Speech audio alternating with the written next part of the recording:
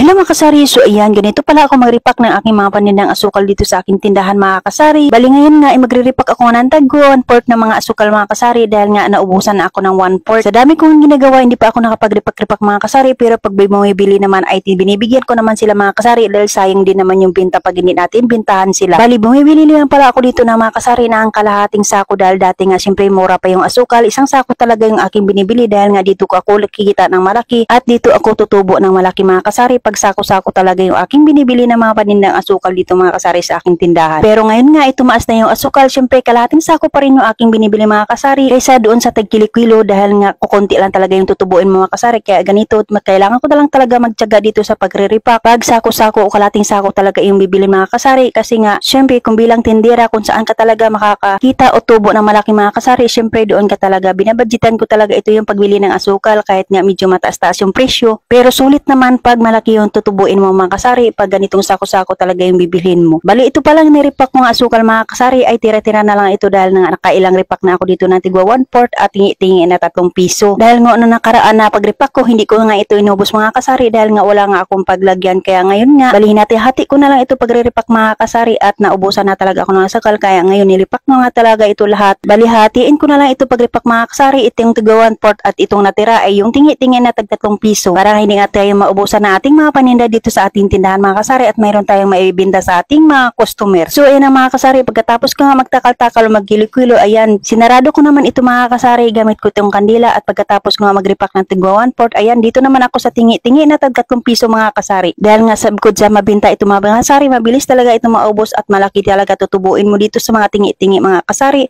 Ang binta ko pala dito ay 3 piso. Ang gamit kong plang plastic dito mga kasari ay 1/10. Bali yung pagre-repack dito mga kasari, kantsahan ko na lang ito para maisarado ko yung aking pagre-repack na tingi-tingi na 3 piso sa plastic. Sa pagre-repack pala dito na aking mga paninda dito sa aking tindahan mga kasari, ginagawa ko talaga ito pag tanghali pag wala na ganong bumibili dito ng mga customer. Para nga tuloy-tuloy yung ating pagre-repack dito sa tindahan mga kasari dahil pag umaga at saka hapon doon kasi dagsaan ng mga tao, bilihin ng mga tao dito sa tindahan. Kaya pag nagre-repack talaga ako ng itong aking mga paninda ay tanghali ko ginagawa dito mga kasari para tuloy-tuloy at madali nga maubos yung aking nire-repack mga kasari. At ayan na nga, bali ito palang natira na mga asukal mga kasari, ubusin ko pala ito sa pagtingi-tingi na 3 piso dahil mas mabilis kasi itong tinitinda kong 3 piso na tingi-tingi mga kasari kaysa doon sa tigwa 1/4. Bali pag sako-sako pala bibilhin mo dito sa asukal mga kasari ay malaki talaga yung tutubuin mo, lalong-lalo na pag matyaga ka lang sa pagre-repack mga kasari. At dito rin kami kumukuha ng aming ginagamit sa kusina mga kasari at nalagang may tutubuin ka pa nga sa iyong mga pagre-repack mga kasari. Siyempre may libreng gamit ka pa sa iyong loob ng bahay. At pagkatapos mo mag-repack lahat mga kasari ng asukal, bali dito ko pala nilagay yung aking mga tinitindang toothbrush dito mga kasari. Bali sinabit ko lang dito sa screen hook mga kasari at dito ko pala sa loob din nilagay dahil wala na rin akong paglagyan doon sa labas.